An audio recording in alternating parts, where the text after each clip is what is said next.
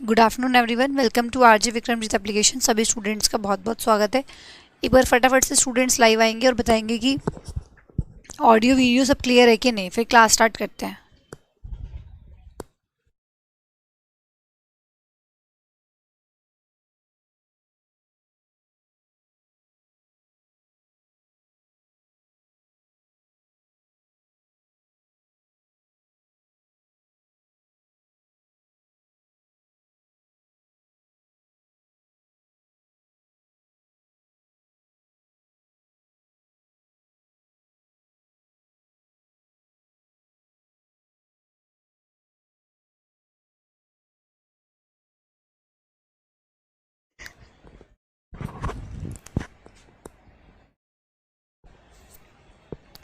हाँ जी, तो audio video सब क्लियर है। Good afternoon, good afternoon, good afternoon भाई, सभी को गुड आफ्टरनून।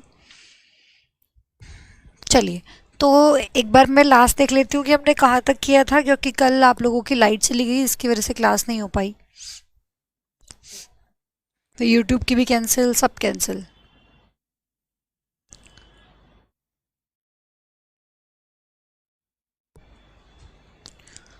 तो हमने डिफरेंस देखा था ए और एन के बीच में, क्या डिफरेंस होता है।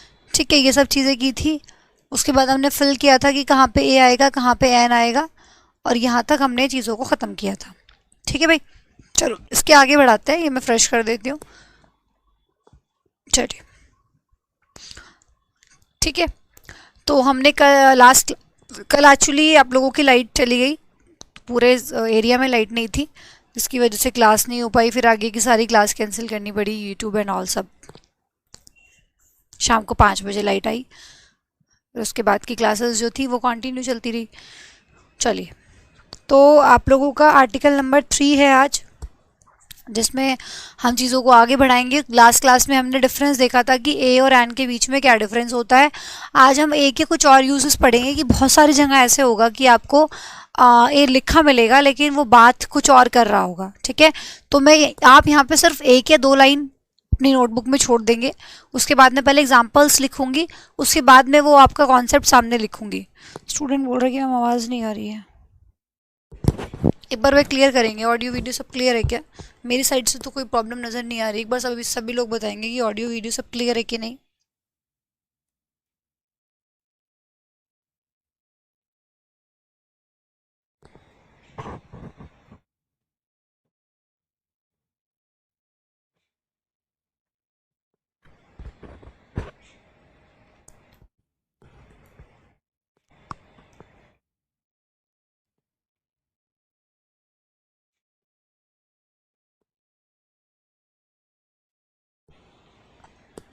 ठीक है भाई, क्लियर है भाई, वॉइस क्लियर है। एक बार अपना फ़ोन चेक कीजिए आप, कुछ प्रॉब्लम आ रही होगी।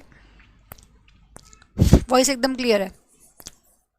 चलिए, मैंने बोला a Miss Katrina,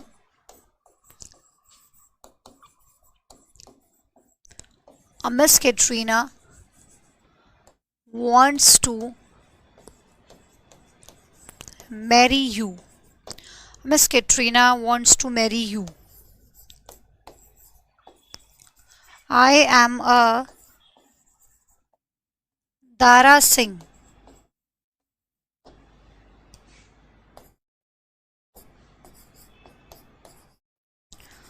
Aram has come to meet me. अस लिख लो। चलिए, फटाफट से नोट करेंगे, ऊपर एक लाइन छोड़ देंगे और बताएंगे कि तीनों सेंटेंस सही लिखे हुए हैं कि गलत लिखे हुए हैं।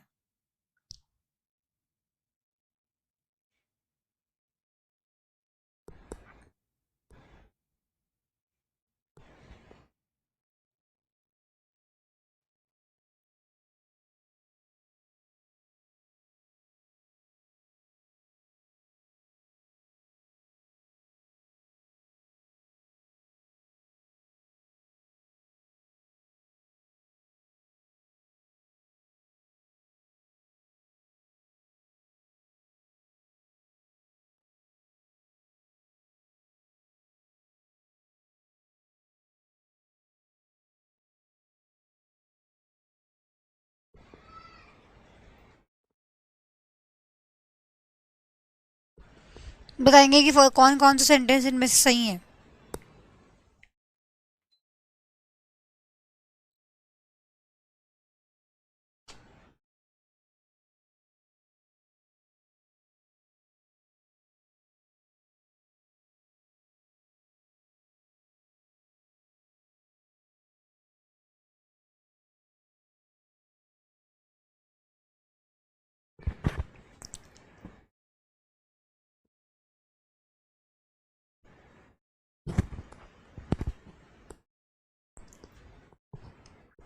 चलिए देखिए,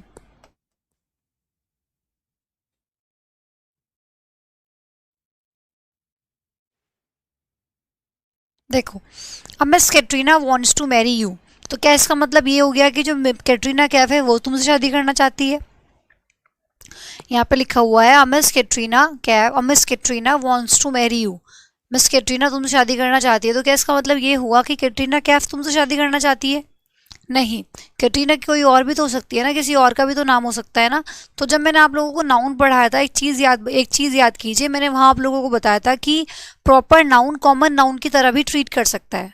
ठीक है, फॉर एग्जाम्पल मैंने कहा कि जैसे मैं हूँ, मेरे जैसी दिखने वाली, मेरे जैसे पढ़ाने वाली, ये सब चीज़ें आपको नाउन में समझाई थी।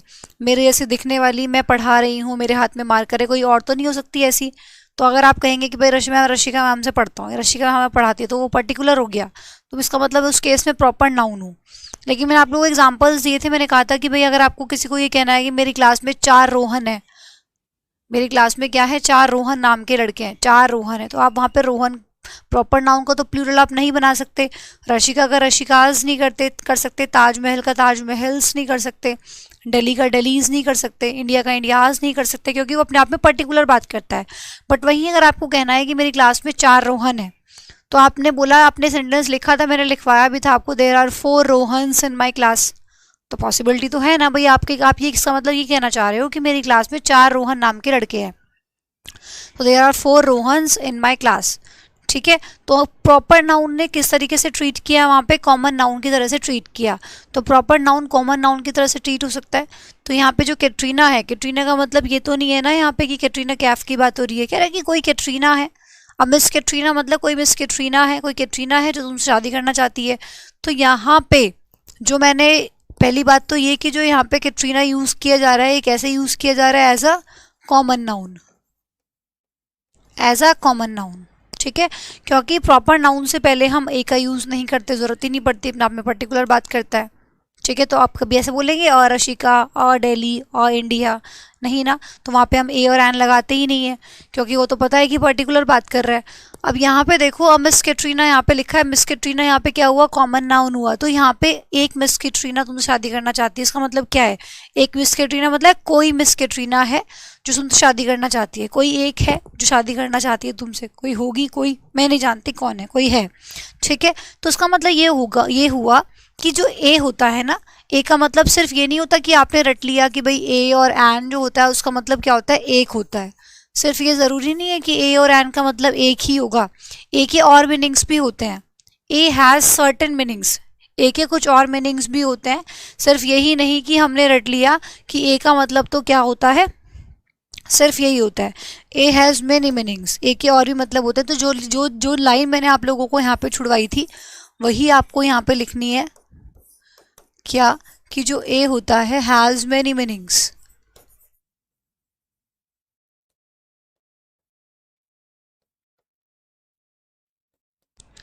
कौन कौन से, ए का सेंस सम से भी आ सकता है, ए का सेंस सर्टेन से भी आ सकता है, ए का सेंस वन से भी आ सकता है, ए का सेंस ऑल से भी आ सकता है, ए का सेंस एनी से भी आ सकता है, ए का सेंस लाइक से भी आ सकता है। तो ये सारे के सारे ए के मीनिंग्स होते हैं, इन सब से आप ए का सेंस निकाल सकते हो। जैसे कि दूसरे सेंटेंस में देखो, I am a Dara Singh, तो क्या सच में मैं ये कह रही हूँ कि भाई मैं दारा सिंह हूँ? अगर मैंने ये बोल दिया कि I am a Dara Singh, इसका मतलब ये नहीं है कि सेंटेंस गलत है, सेंटेंस सही लिखा हुआ है। I am a Dara Singh जो मैं सेंटेंस बोल रही हूँ ना यहाँ पे, बिल्कुल सही सेंटेंस लिखा हुआ है, और जो ऊपर लिखा हुआ था ये सेंटेंस भी बिल्कुल सही है, लेकिन दोनों में डिफरेंस क्या है, दोनों के मीनिंग में क्या बात है। यहाँ पे मिस कैटरीना का मतलब था कोई मिस कैटरीना मतलब कोई है, तो सर्टेन की सेंस यहाँ पे आ रही है, कोई है, कुछ होगी कोई मिस कैटरीना, है ना। इसी तरीके से अगर मैं ये बोल दूं कि I am a Dara Singh, तो क्या मैं दारा सिंह बन जाऊंगी? नहीं ना। अगर मैंने ये कह दिया I am a Dara Singh, या अगर मैंने ये कह दिया कि I am a Katrina Kaif, है ना, ये मैंने ये बोल दिया कि I am a Kareena Kapoor, तो मैं थोड़ी ना, इसका मतलब थोड़ी ना कि मैं करीना कपूर बन जाऊंगी। I am a Shilpa Shetty, तो मैं थोड़ी ना कि शिल्पा शेट्टी बन जाऊंगी, लेकिन सेंटेंस सही है क्योंकि मैं ये कहना चाह रही हूँ कि मैं शिल्पा शेट्टी की तरह हूँ, जैसी हूँ। I am a Dara Singh, मैं दारा सिंह के जैसा हूँ। आ यहाँ पे यही बता रहा है कि आप उसके जैसा दिखने की कोशिश कर रहे हो। तो यहाँ पे अ लगाने का मतलब क्या हुआ, यहाँ पे अ की सेंस क्या आ रही है, यहाँ पे अ की सेंस है किससे, यहाँ पे लाइक से। लाइक मतलब मैं जैसा हूँ, किसके जैसा, दारा सिंह के जैसा। अगर आप यहाँ पे द नहीं लगा, सॉरी, अगर आप यहाँ पे आ नहीं लगाएंगे तो ये हो जाएगा आई एम दारा सिंह, तो वो गलत हो जाएगा। वो तो अगर दारा सिंह बोलेगा तो ही सही रहेगा, अगर आप बोलेंगे आई एम दारा सिंह तो गलत हो जाएगा। अगर मैं ये कह रही हूँ कि आई एम कैटरीना कैफ, तो वो गलत हो जाएगा। अगर मैं ये बोल रही हूँ कि I am a Katrina Kaif, तो वो सही है क्योंकि मैं कहना चाह रही हूँ कि मैं कैटरीना कैफ के जैसी हूँ। तो ये ए यहाँ पे लग के लाइक की सेंस ले रहा है, ये बोल रहा है कि मैं दारा सिंह के जैसा हूँ। तो ये बोलना सही होगा, I am like a Shilpa Shetty, I am like अ जो भी है, कुछ भी ले लो आप, ठीक है, जैकलिन फर्नांडिस, कुछ भी आप ले सकते हैं। तो यहाँ पे ए लाइक की सेंस ले रहा है। इसी तरीके से मैंने बोला a Ram has come to meet us, कोई राम था जो हमसे मिलने आया था। आराम मतलब देखो, ये राम वैसे क्या होता है, राम नाम हो गया, राम क्या है, नेम है, और नेम क्या होता है, पर्टिकुलर, पर्टिकुलर क्या होता है, प्रॉपर नाउन। लेकिन यहाँ पे राम लिखने से, राम से पहले मैंने लगाया, इसका मतलब आप जिस राम की बात कर रहे हो आप उसको जानते ही नहीं हो। प्रॉपर नाउन तो वो होता है ना जिसके बारे में आप जानते हो, किसी पर्टिकुलर की बात कर रहे हो और उसके बारे में आप जानते हैं, तो मैं बोलूंगी, ठीक है। अगर आप राम को पहले से जान रहे हो तो ये प्रॉपर नाउन हो जाता। बट आप कह रहे हैं कि कोई राम नाम का लड़का था, कोई राम था जो हमसे मिलने आया था, आप जानते ही नहीं हो, उसका मतलब कोई राम आया था। तो यहाँ पे राम कैसे ट्रीट कर रहा है, कॉमन नाउन की तरह से ट्रीट कर रहा है। ऐसे ही यहाँ पे दारा सिंह कैसे ट्रीट कर रहा था, कॉमन नाउन की तरह से ट्रीट कर रहे थे। और राम से पहले ए लगाने का मतलब कोई राम है, कोई राम जो कोई सर्टेन सम की सेंस आ रही है, कोई होगा राम जो हमसे मिलने आया था, ठीक है। अभी एक बच्चे ने आंसर किया था कि मैम यहाँ पे एनी की सेंस आ रही है, ठीक है, एनी मिस कैटरीना या एनी राम की सेंस यहाँ पे आ रही है। तो यहाँ पे ए की जो सेंस होती है ना, एनी और ऑल से अगर आप बात कर रहे हैं यहाँ पे एनी और ऑल की, तो जो ए की सेंस होती है ना, तो जो यहाँ पे एक ही सेंस होती है एनी और ऑल, एनिमल्स के लिए जनरली लगाया जाता है, एनिमल्स के लिए। अगर आप एनिमल्स की बात कर रहे हैं तो एक ही सेंस जाएगी किसके साथ, एनी और ऑल के साथ, ठीक है। बाकी सम हो सकता है, सर्टेन हो सकता है, वन हो सकता है, लाइक हो सकता है, ठीक है। एनी और ऑल जनरली एनिमल्स के लिए। पहले आप इसको नोट करो, फिर मैं अभी लिखवाती हूँ, इसको जल्दी से कॉपी करो।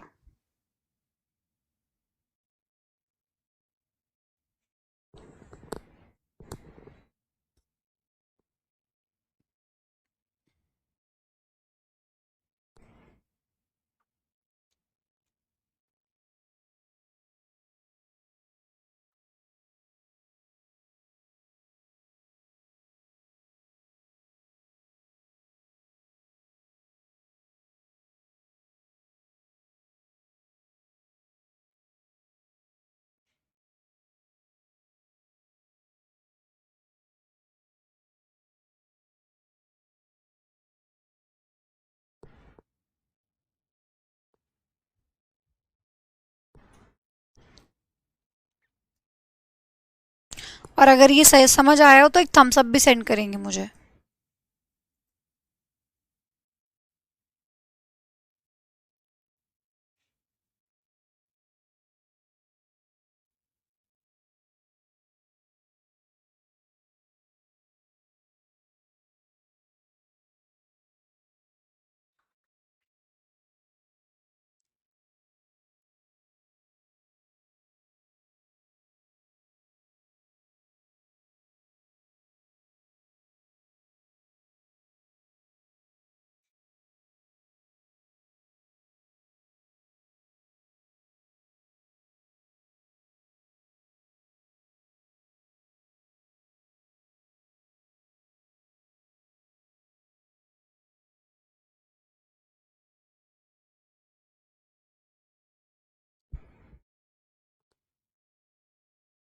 इनकरेक्ट कोई सा नहीं है इसमें, तीनों सही है, ये भी सही है।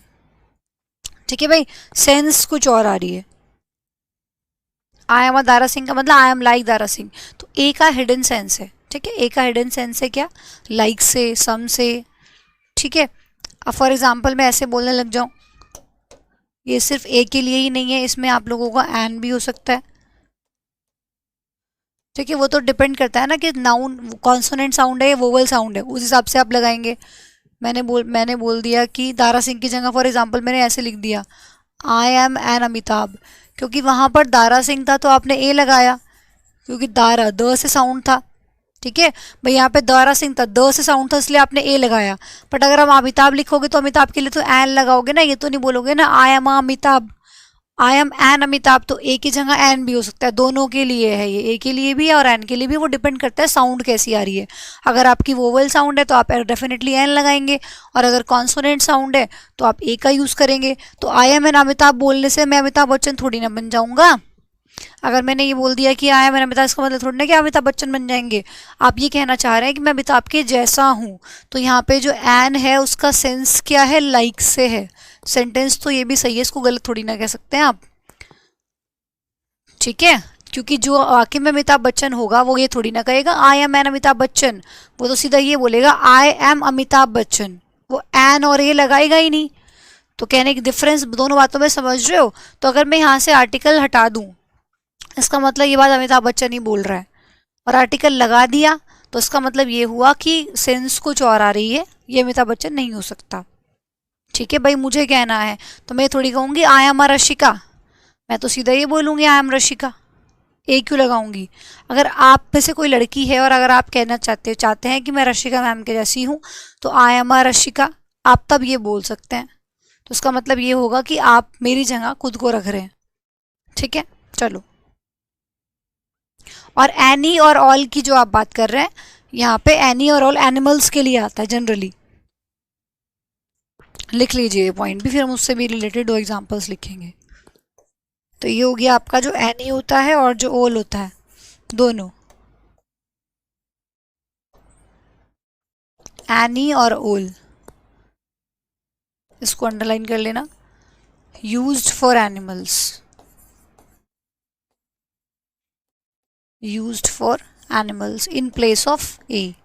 ए की जगह पे जब हम एनी और ऑल की सेंस लेते हैं ना, ए की जगह पे जब हम एनी और ऑल की सेंस लेते हैं, क्योंकि देखो सारी सेंस आ सकती है, ये some, certain, one, all, any, like, तो ऑल और एनी की सेंस जब ए की जगह पे आएगी तो जनरली एनिमल्स के लिए आता है। ठीक है, वो जनरली एनिमल्स के लिए आएगा। फॉर एग्जाम्पल मैंने कहा कि,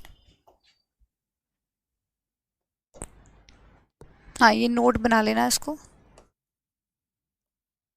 फॉर एग्जाम्पल मैंने कहा कि a cow is a useful animal, a cow is a useful animal, उसका मतलब ये थोड़ी ना कि मैं एक काऊ की बात कर रही हूँ। आप खुद ही सोचो, मैंने अगर बोला कि a cow is a useful animal, तो उसका मतलब ये थोड़ी ना हो गया कि मैं एक कुत्ते की बात कर रही हूँ। ठीक है, या काऊ की जगह कुछ भी हो सकता है। मैंने बोल दिया dog is a useful animal, तो इसका मतलब ये थोड़ी ना कि मैं एक कुत्ते की बात कर रही हूँ, ये एक गाय की बात कर रही हूँ, है ना, ये थोड़ी ना इसका मतलब। तो यहाँ पे ए का जो हिडन मीनिंग है, ए किसकी सेंस लेके चल रहा है, ए का मतलब यहाँ पे क्या है, ए का मतलब है यहाँ पे ऑल से या फिर एनी से, कि भाई कोई भी गाय होती है ना वो यूजफुल होती है, या फिर सारी गायें क्या होती हैं, यूजफुल होती हैं। तो एनी और ऑल की सेंस एनिमल्स के केस में जनरली ली जाती है। ठीक है भाई, तो एनी और ऑल की सेंस कहाँ लोगे,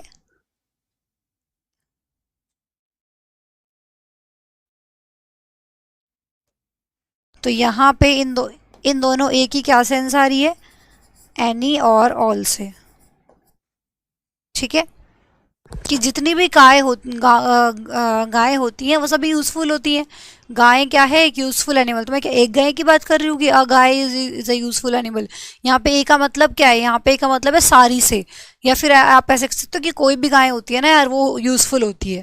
तो ऑल और एनी की सेंस यहाँ पे आएगी, कोई भी डॉग हो वो यूजफुल होता है, सारे कुत्ते क्या होते हैं, यूजफुल होते हैं। ठीक है, तो ये आप लोगों की एनी और ऑल की सेंस जनरली हम एनिमल के केस में लेते हैं।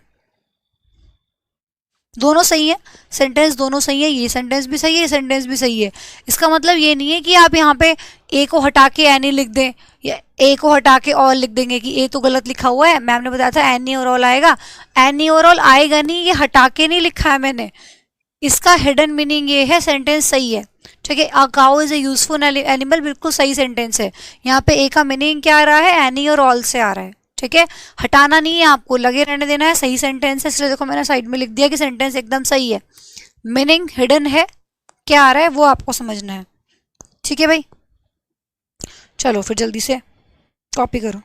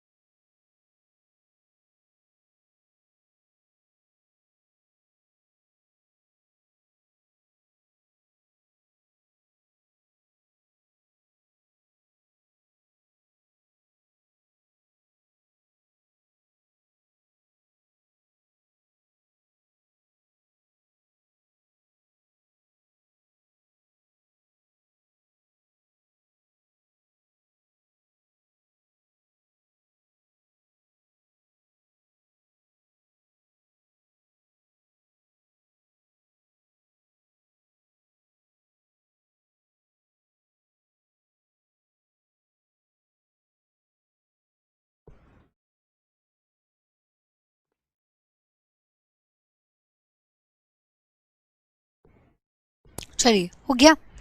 तो ये था हमारा ए और एनी के बीच में डिफरेंस और कहाँ कहाँ उसको हम यूज़ कर सकते हैं। मैंने आप लोगों को चैप्टर के स्टार्टिंग में ही बताया था कि आर्टिकल दो तरह के होते हैं, डेफिनेट और इनडेफिनेट। इनडेफिनेट आर्टिकल हमने पढ़ लिया, ठीक है। इनडेफिनेट आर्टिकल में हमने क्या पढ़ा, ए और एन के बारे में पढ़ा कि कहाँ पे ए लगाते हैं, कहाँ पे एन लगाते हैं। Consonant sound word, sound word, consonant sound word से पहले हम ए का यूज़ करेंगे, वोवल साउंड वर्ड से पहले एन का यूज़ करेंगे। और ये कुछ कॉन्सेप्ट था जो ए और एन से लेके आपके एग्जाम में पूछा जाता है। फिर मैंने आपको जब इंडेफिनेट और इंडेफिनेट के बारे में बताया था, वहाँ पे लिखवाया था कि इंडेफिनेट से मतलब ए और एन से 30% क्वेश्चन आपके एग्जाम में पूछा जाता है। 70% जो क्वेश्चन आता है वो आर्टिकल द से आपके एग्जाम में पूछा जाता है, मतलब डेफिनेट आर्टिकल से क्वेश्चन आपके एग्जाम में पूछा जाता है, ठीक है। तो अब हम जो स्टार्ट करेंगे वो हमारा क्या होगा, डेफिनेट आर्टिकल। इनडेफिनेट में हमें कंप्लीट कर लिया है, डेफिनेट आर्टिकल हमें पढ़ना है, जो कि क्या होता है, हेडिंग डालेंगे डेफिनेट आर्टिकल, जो क्या होता है, द। तो इसका मतलब अब हमें द के बारे में पढ़ना है, ठीक है भाई। डेफिनेट आर्टिकल द के बारे में हमें पढ़ना है। तो डेफिनेट आर्टिकल क्या होता है, जैसे आपने देखा कि इज ए और एन को हमने सिंगुलर नाउन से पहले ही लगाया। जो सिंगुलर नाउन होते हैं उससे पहले हम ए और एन का यूज़ करते हैं। लेकिन जो आप लोगों का डेफिनेट आर्टिकल मतलब द होता है, इसको आप सिंगुलर काउंटेबल काउंटेबल नाउन से पहले भी लगा सकते हो, प्लूरल काउंटेबल नाउन से पहले भी लगा सकते हो, और अनकाउंटेबल नाउन से पहले भी लगा सकते हो। ये तीनों जगह लगाया जा सकता है। तो इस द को लेके कोई कंडीशन नहीं होती कि यहाँ नहीं आता, ये सेंस के हिसाब से तीनों जगह लगाया जा सकता है, ठीक है। तो यही चीज़ आप लिख लेंगे, it is used before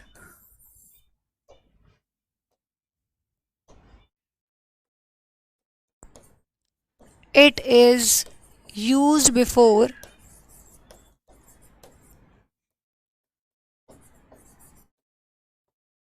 singular countable noun, it is used before singular countable noun,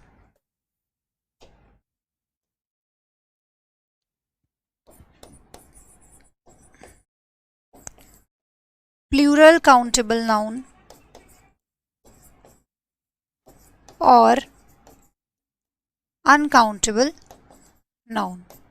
तो इसको आप सिंगुलर काउंटेबल नाउन से पहले भी लगा सकते हैं, प्लूरल काउंटेबल नाउन से पहले भी लगा सकते हैं और अनकाउंटेबल नाउन से पहले भी लगा सकते हैं। तो देखो ये तीनों जगह आप लोगों का लगाया जा सकता है। ठीक है, कोई कंडीशन नहीं है इसको लेके। जैसे देखो मैंने बोला he is the man who helped अस। चलो इससे रिलेटेड एक एग्जांपल और लिखती हूँ जो आप लोग ऑलरेडी कंजंक्शन के अंदर पढ़ चुके हैं, देखते हैं कि आप बता पाते हैं कि नहीं बता पाते हैं। He is the same man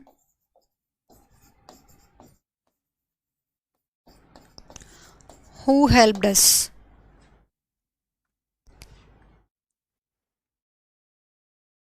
बताइए दोनों सेंटेंस में से कौन सा सेंटेंस सही है। चलिए इतना हिंट दे दिया कि दोनों में से एक सही है एक गलत है। बताइए कौन सा सही है कौन सा गलत है।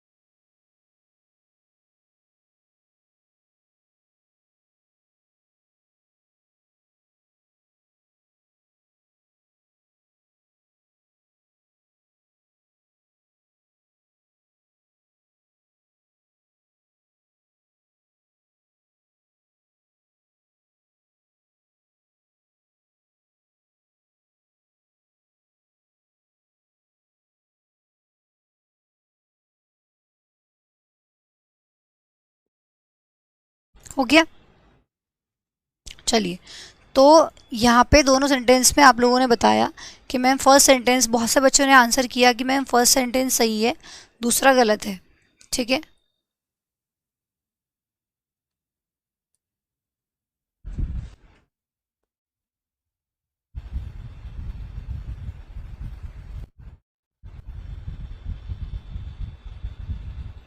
Very nice. ठीक है भाई, मैक्सिमम स्टूडेंट्स ने आंसर किया है कि सेकंड एग्जाम्पल में दैट रिलेटिव प्रोनाउन आएगा। ठीक है, फर्स्ट सेंटेंस सही है सेकंड सेंटेंस इनकरेक्ट है। ठीक है, जतिन भी कह रहे हैं कि फर्स्ट वाला सही है। चलिए भाई, फर्स्ट सेंटेंस सही लिखा हुआ है एकदम, कोई भी गड़बड़ नहीं है इसमें। लेकिन आप लोगों ने कंजंक्शन में पढ़ाया था आप लोगों को कि द सेम का पेयर क्या होता है, दैट होता है। तो यहाँ पे हु नहीं आएगा, यहाँ पे क्या लगेगा, दैट का यूज किया जाएगा। तो he is the same man that helped us, the same के साथ आप क्या यूज करेंगे, दैट का यूज करेंगे। तो ये आप लोगों का गलत था, इसमें ये आपको गलती करनी थी, एरर मार्क करनी थी। अब यहाँ पे देखिए मैन क्या है, सिंगुलर नाउन है। एम ए एन सिंगुलर होता है, एम ई एन प्लूरल होता है। तो सिंगुलर नाउन से पहले भी आपने द का यूज कर लिया। ठीक है,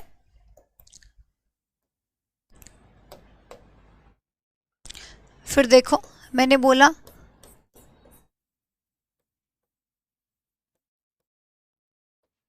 these are the boys who have come। फिर देखो मैंने बोला the water of this well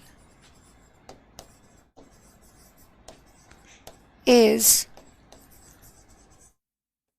polluted.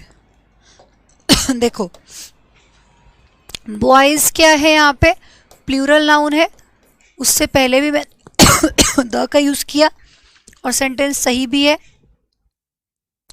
फिर देखिए यहाँ पे वाटर, वाटर क्या होता है, अनकाउंटेबल नाउन होता है। अनकाउंटेबल नाउन से पहले भी मैंने द का यूज़ किया कि इस कुएं का जो पानी है वो कैसा है, पॉल्यूटेड है। वेल का मतलब क्या होता है, कुआं।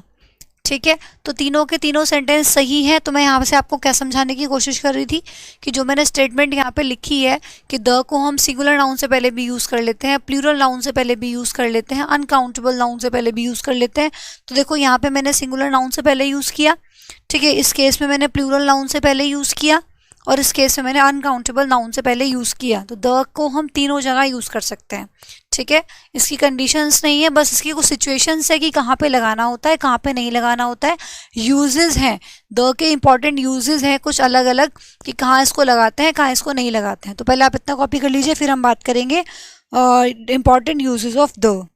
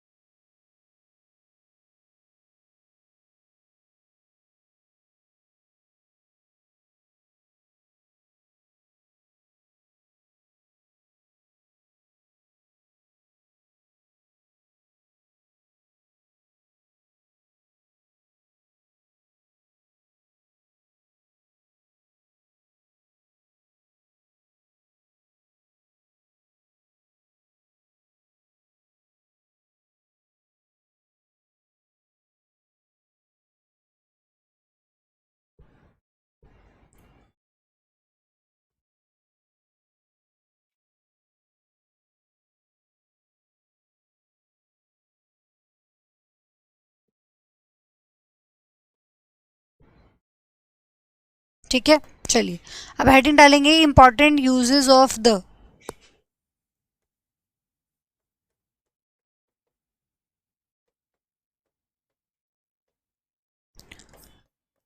इंपॉर्टेंट यूजेस ऑफ द के कुछ important uses.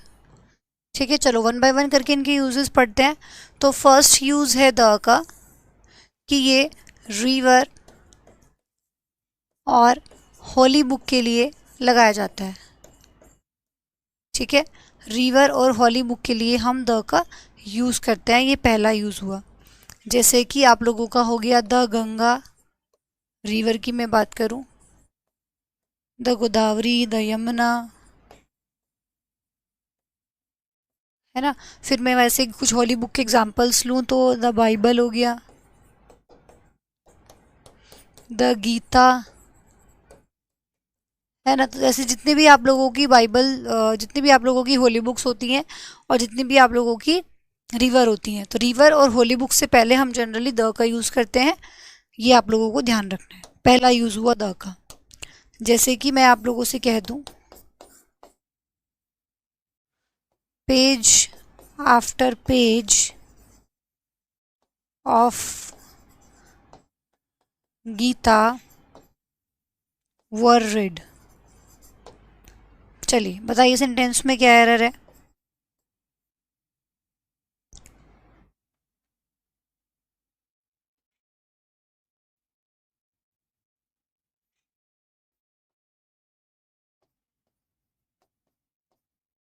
The Bible is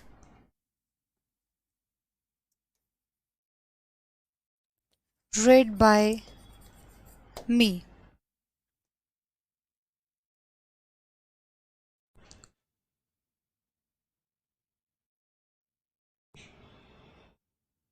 बताइए भाई, सेंटेंस में क्या एरर है? क्या फर्स्ट सेंटेंस में कोई एरर है? पहले फर्स्ट के बारे में बताएंगे।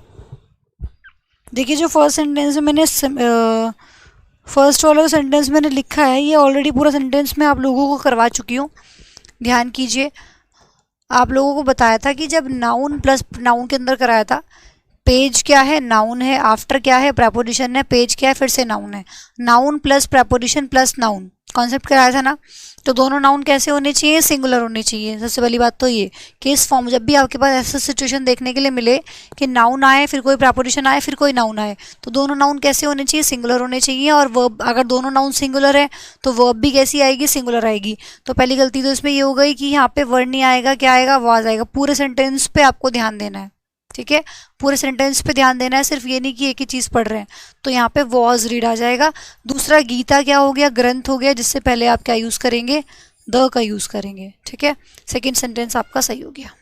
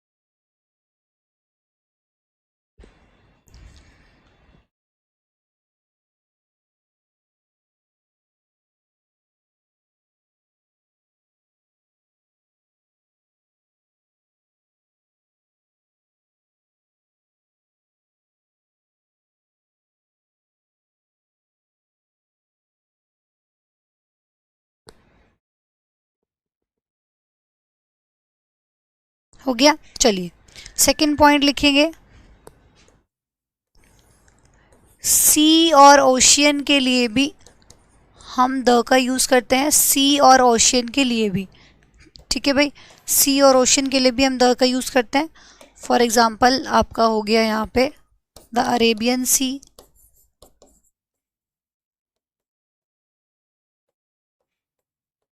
फिर आपका हो गया द रेड सी,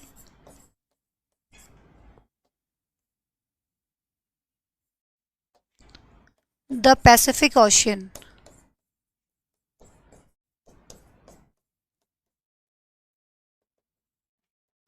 ठीक है? और इंडियन ओशियन के साथ हम द का यूज़ नहीं करते हैं, वो आपका एक्सेप्शन के अंदर आ जाएगा, ठीक है? इंडियन ओशियन के साथ हम द नहीं लगाते हैं। तो यहाँ पे साइड में आप लिख भी सकते हैं,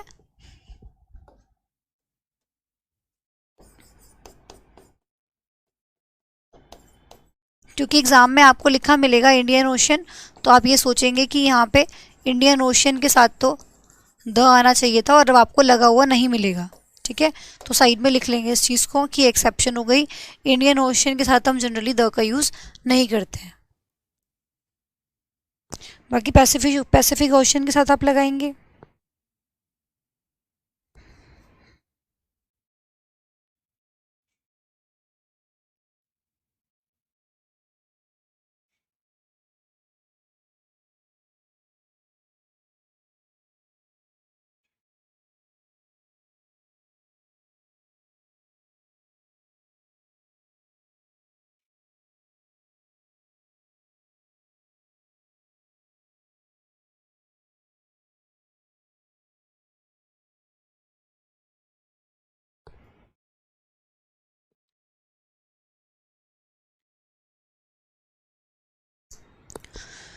एक बार बताएंगे कि ऑडियो वीडियो सब क्लियर है क्या भाई? एक बार बताएंगे वीडियो क्लियर है? बफरिंग दिखा रहा है मुझे यहाँ से। एक बार जल्दी से कमेंट करके बताएंगे ऑडियो वीडियो क्लियर है?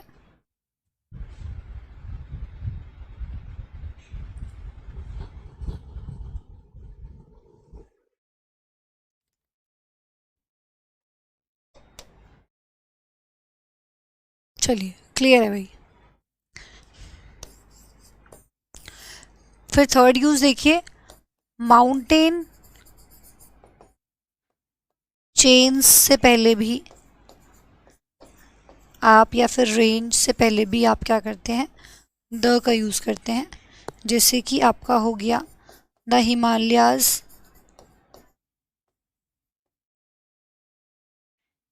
द एल्प्स, है ना, तो ये आपका हो गया। फिर यहाँ पे भी आपको देखने के लिए मिलेगा अगर एवरेस्ट, तो लिख लेना साइड में, एक्सेप्शन के अंदर आ जाएगा, क्योंकि ये सब चीज़ें इंपॉर्टेंट है, फिर आपके एग्ज़ाम में आती हैं, तो फिर आप उसमें समझ नहीं पाते कि क्या करना है। एवरेस्ट के साथ आप द का यूज़ नहीं करते, ठीक है। द का यूज़ आप एवरेस्ट, और आपके पास या तो एवरेस्ट आ जाए या फिर आप लोगों को देखने के लिए मिल जाए माउंट कैलाश, है ना, माउंट कैलाश, इससे पहले भी आप नहीं लगाते हैं, ऐसे लिख लीजिए।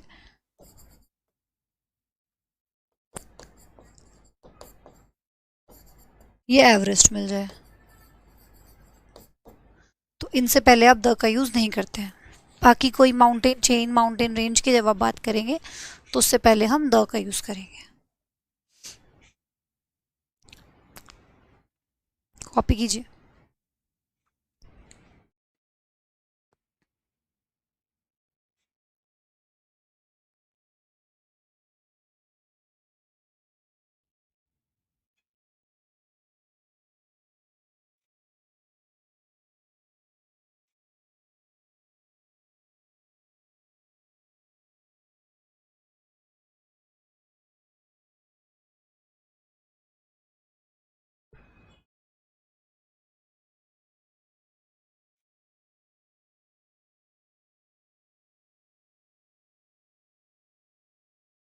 चलिए एक प्रीवियस ईयर क्वेश्चन लिखती हूँ मैं, जो आपके एग्जाम में पूछा गया, ठीक है। क्वेश्चन था, along the northern frontier of India is seen the Himalayas, mighty in their splendor। चलिए ये क्वेश्चन आपके एग्जाम में आया था और आप लोगों को ये बताना था कि सेंटेंस में क्या एरर है। कोई भी स्टूडेंट बताइए कि सेंटेंस के अंदर क्या एरर है। प्रीवियस ईयर क्वेश्चन है, आपके एग्जाम में पूछा गया और आपसे पूछा गया है कि बताइए क्या एरर है, जल्दी से बताएंगे।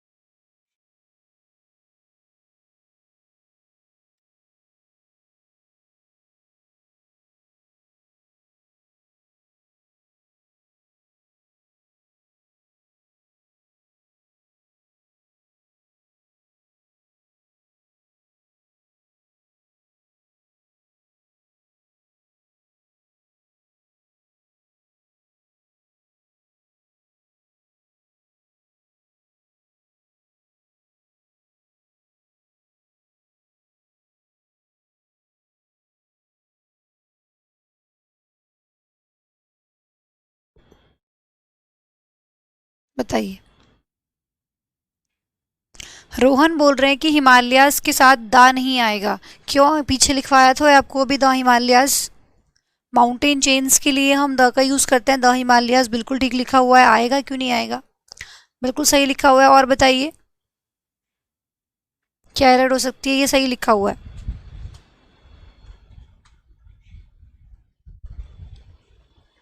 प्रीवियस ईयर क्वेश्चन है, आप लोग नहीं बता पा रहे हैं, और ये क्वेश्चन ऐसा है कि जो मैंने आप लोगों को ऑलरेडी कराया भी है।